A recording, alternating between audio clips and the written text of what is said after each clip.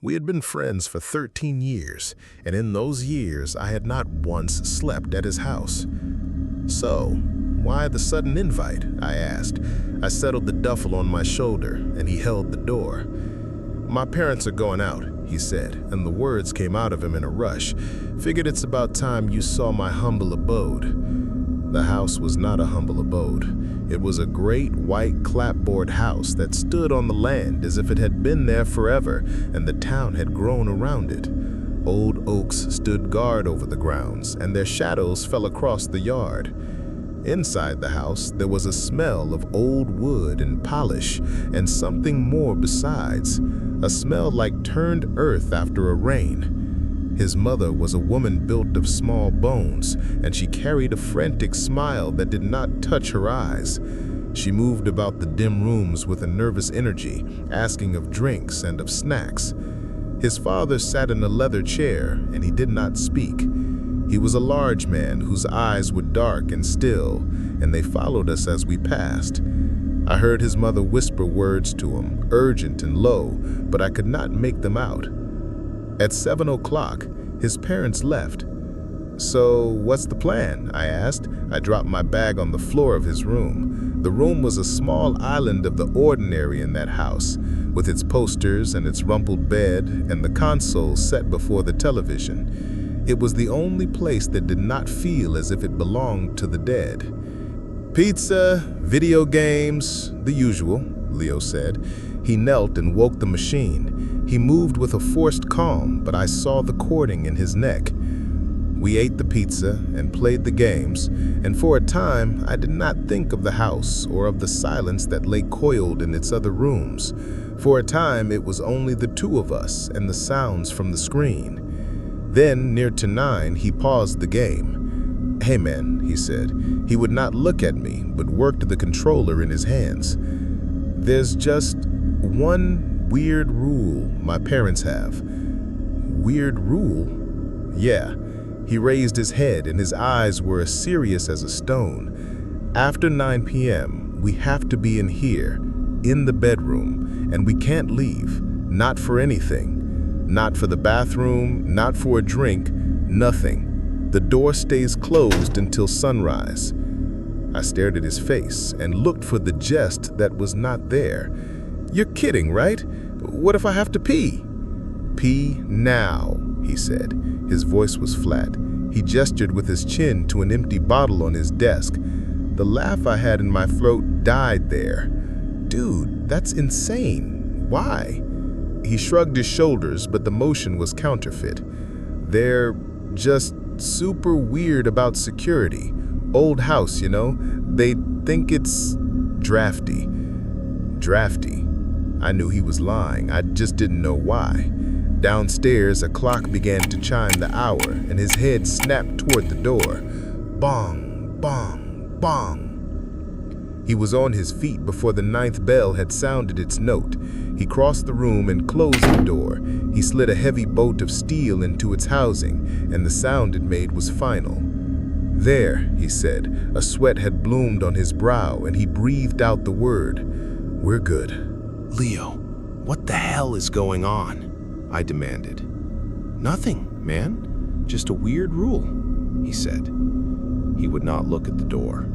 He turned up the sound of the game until it was a roar in that small room. But I did not see the game. I saw only the bolted door, and I felt a coldness take root in my gut. The house was quiet again, but it was not the same quiet. This was a listening quiet, a waiting quiet.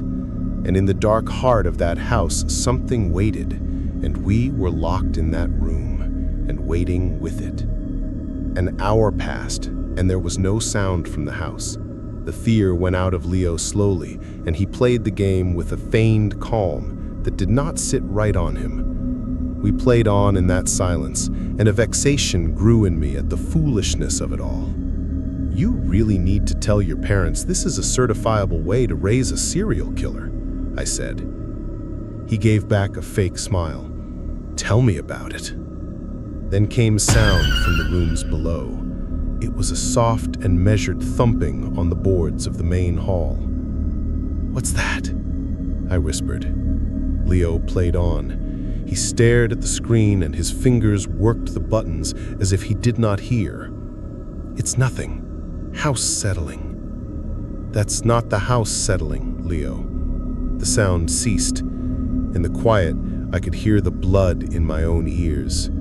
Then there came a new sound, which was a dragging sound, a scraping of some great weight across the wood floor beneath us, as of a heavy thing with broken feet. I muted the television. "Okay, that's definitely not the house," I said. Leo set the controller down upon the carpet. His face was pale in the shifting light of the screen. "Just ignore it, Liam. Please. It goes away if you ignore it." What is it? What goes away?" Before he could answer, it spoke. The voice came from the hallway, faint at first, on the other side of our door. "Leo? Honey?" I did not move. The voice was his mother's voice. "Leo? Sweetheart, your father and I came home early. I brought you boys some warm cookies. Open the door." I looked to Leo and saw a boy cast in tallow. He stared at the door as if it were the gate of hell itself, and he raised a trembling finger to his lips and shook his head. "Leo, that's your mom," I whispered. "Don't be silly, sweetie. We're inside," the voice said. It was just outside the door now. "I just baked your favorites, chocolate chip. They're getting cold." The scraping from below had stopped. There was only the sweet persuasion of that voice in the silent house. But the voice was wrong. There was a terrible perfection in its sound, like a memory of a voice, and not the voice itself. Then came the knocking. It was a soft and wet sound on the far side of the door, as if a piece of meat were striking the wood. "Leo? Liam? Are you boys all right in there? You're being awfully quiet." "Leo," I mouthed, but no sound came. He sat upon the floor like a man made of stone, his eyes wide with a plea that had no words. He looked like something trapped. The knob of the door turned, once to the left and once to the right. Then it began to rattle in its fitting with a growing violence. "Boys, this isn't funny," the voice said. The sweetness broke in it then, and it was replaced with a hard and ragged edge. "Open the door!" A great blow struck the door, and the frame of it groaned in the wall. I scrambled away from it on my hands and feet until my back was against the far wall of the room. The voice changed. It spoke again, and the voice was a ruin, a low and guttural thing that gurgled in its throat. "I know you're in there." The wet tapping began again, faster now and frantic. With it came a thin and keening whine, a sound like wind through a crack in the world. And from the dark gap beneath the door, a black and viscous fluid began to seep into the room. It was thick as oil, and it carried the smell of the grave, of wet soil, and of things that rot in the earth. Leo moved. He crawled to the bed and pulled the blankets over him, and became a small and shuddering shape in the dim room. He had gone into his own darkness. On the other side of the door, the thing fell silent. I knew it was not gone. I knew that in my bones. It was there in the darkness beyond the door, and it was waiting. I kept my back to the far wall, and I watched the door. My breath was a small and panicked thing in my throat. On the bed, Leo was a shuddering knot of blankets and fear. For me, this was a night's journey into that darkness. For him, it was the place he lived. A fool's curiosity, which has been my ruin more than once, warred with the terror. A need to see the shape of the thing that hunted us. A dreadful truth was better than not knowing. I went forward on my stockinged feet, and the old boards did not whisper. "Liam, no," came a voice from the bed, muffled by the cloth. Don't look." But I would look. I knelt upon the floor, and the reek of the grave was stronger. I lowered my head to the cold brass of the keyhole. At first, there was only the dim hall and the moonlight that fell in a pale blade from the window at its end. Then, it stepped into the narrow view. It was not a man, nor was it a beast. It was a thing that was built of sticks and of shadow, impossibly tall and thin. Its limbs were the limbs of a winter tree, and its body was a gyre of dust and night that had no true form. It wore his mother's floral apron, the cloth stretched over a hollow space where a chest should be. It wore his father's hunting cap, set upon a head that was only a clot of moving dark. It had no face, only a void. In one of its twig-like hands, it held a picture I had seen on the wall, a portrait of the family. It held this picture before the void where its face should be, and it wore the smile of Leo's mother for its own. From its body, it put forth a long and blackened twig of an arm, and it tapped upon the door. Thump, thump, thump. I threw myself back from the door and clapped a hand to my mouth to keep the gorge from rising. My mind could not hold the shape of what I had seen. This was no creature that had entered the house.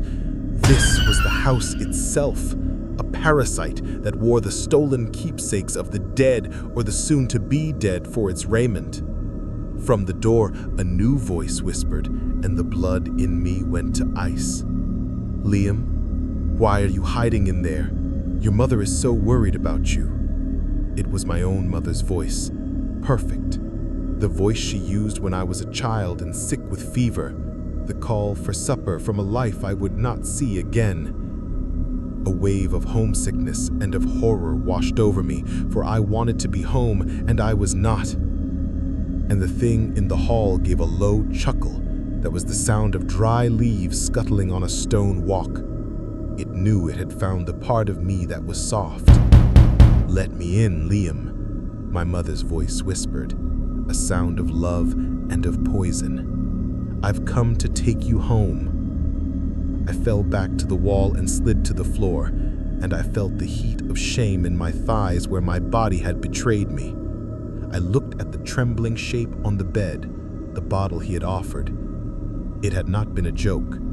It had not been a rule, but a kindness, a tool for survival, for he knew all of it.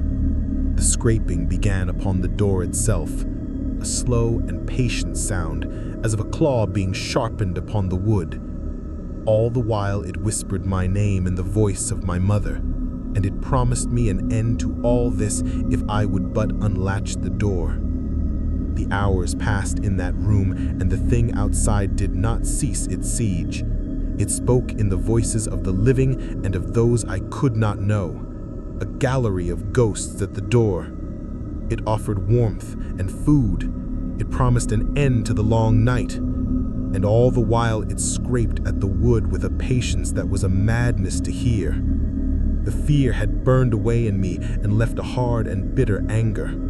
I was angry at the thing in the hall and at the people who had built for it a cage and called it a home, and I was angry at the boy who hid in his blankets and would not speak. Hours passed. "Liam," I said. My voice was a dry croak in my throat.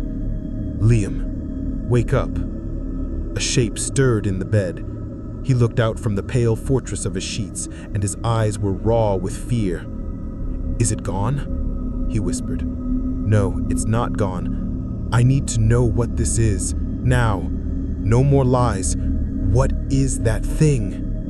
He flinched from the sound of my voice. He sat up in the bed and hugged his knees to his chest and would not look at me.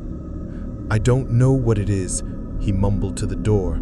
"We just call it the Nightman. It's always been here, as long as my family has." The story came out of him then, a broken telling in the dark. His great-great-grandfather had built this house upon unhallowed ground, and from the first night there was a wrongness in the wood and in the walls. A bargain had been struck in that time, an unspoken covenant with the darkness. The family would have the house by the light of day, but from 9 until the dawn, the house was given over to that other. "It gets lonely," Leo whispered. A tear cut a clean path through his face. "It likes to play. It mimics people. It uses things it finds to try and make a body for itself. The apron, the hat, the picture. But it's getting bolder," he said, and his voice trembled in the small room. "It used to just make noise. Now it tries to get in. The rules were enough before. Stay in your room, don't look, don't listen. But now it wants more." He finally met my eyes, and I saw in them a guilt as deep and as cold as a well. The cold truth settled in my soul, and it wounded me. The sudden invite, the fear in his parents' eyes, the heavy bolt on the door. You brought me here for it?" "No, I didn't want to." The boy's voice broke. "My parents, they said it was getting too strong, that it wouldn't be satisfied with just them anymore. They said if it had someone new, someone not from the family, maybe it would be satisfied. Maybe it would leave us alone for a while." He had led me here as a lamb to the altar. His parents had not gone out. They were in this house, in their own locked room, and they were listening. They were praying that the beast in the hall would choose me. And then the scraping stopped. The whispers died. The house fell into a quiet so profound it was like the earth had stopped its turning. "What's happening?" I breathed. Leo's eyes grew wide. From the floor below, a new sound came, the sound of feet on the stairs. Heavy, a footfall, and a dragon of a dead weight. Thump, drag, thump, drag. It was not trying to trick us. The game was done. The footsteps ceased outside our door. The silence held for a count of 3. Then a crack like thunder sounded as a great force struck the door. The wood splintered, and the deadbolt shrieked in its housing. Crack! A web of breaks spidered from the lock. A fine dust of ruined wood fell to the floor. "It's never done this before," Leo whimpered.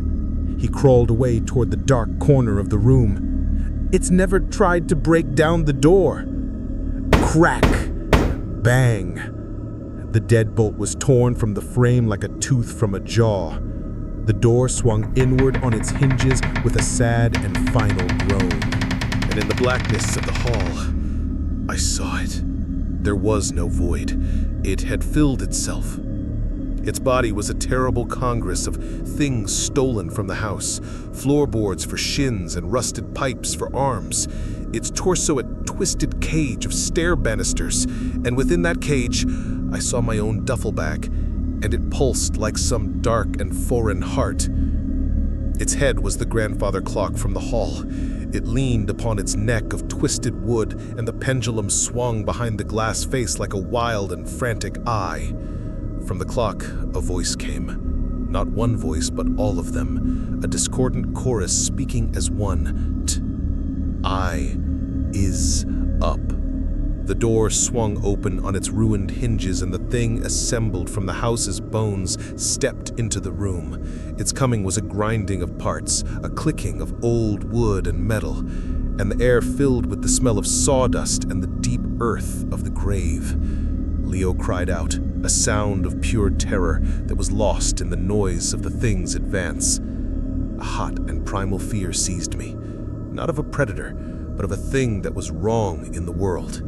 I took up a glass trophy from the desk and I threw it with all the strength that I had. It struck the face of the grandfather clock and the glass shattered in a spray of bright shards. The thing reeled back. It made a sound like all the clocks in the world striking some final and calamitous hour at once. It gave us a moment. "The window!" I screamed. I grabbed Leo by his arm and dragged him, for he was a thing of stone. My fingers were slick with sweat, and they slipped upon the window latch. It would not give. It had been painted into its frame. The thing righted itself. The broken glass of its face caught the moonlight in 1,000 crazed points of light.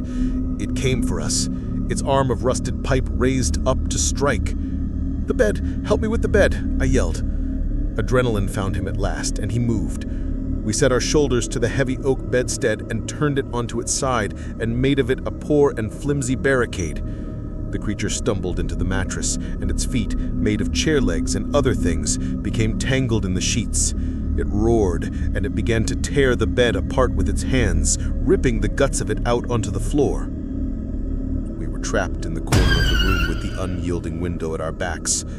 "The sun," Leo gasped, and his eyes were wild. "It's the only thing. It has to be inside before the sun comes up." I looked out into the night, and the sky was a deep and starless black. We did not have hours. The creature tore itself free from the ruined bed. It came on, slow now, for it knew that it was its own. It raised a hand made of silverware from the kitchen, the forks and the spoons bound together to make a shining and terrible claw. And then I saw a thing tucked behind his television. It was a high-powered flashlight. A last and desperate thought came to me. I lunged and took up the cold metal of the flashlight. The thing was upon me.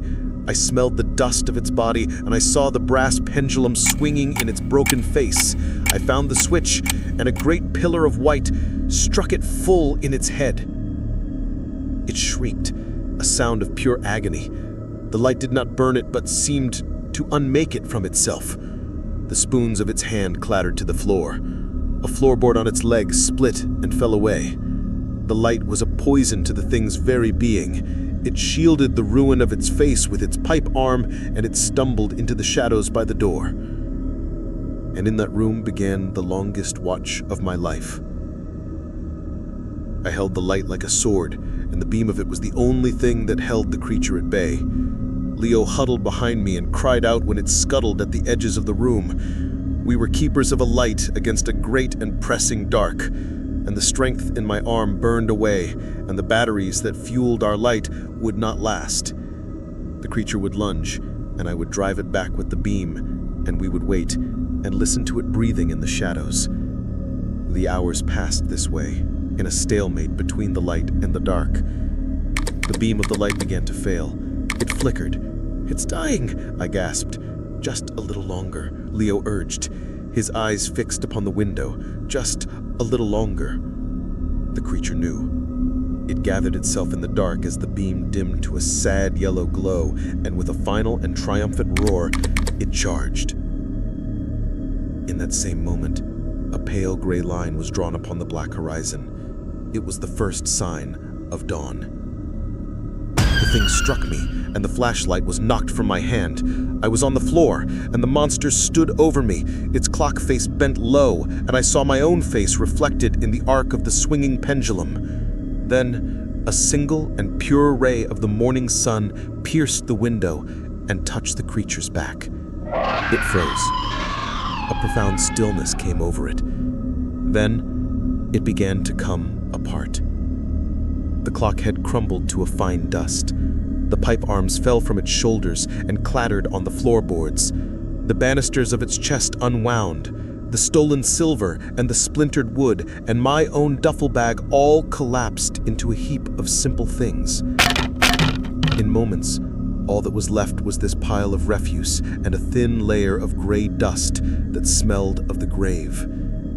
The sun streamed through the window and filled the ruined room with light. I lay on the floor and gasped for breath. Leo wept against the wall, a sound of relief and of terror.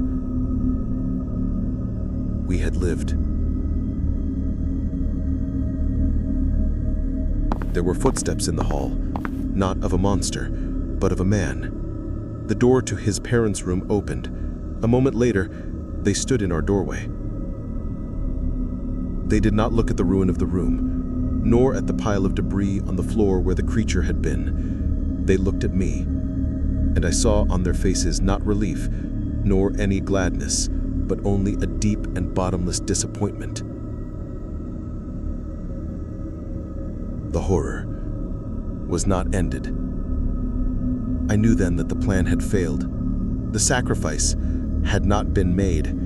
The thing that was the house would be hungry when the sun fell again. I was the one that got away. And for this, they would never forgive me.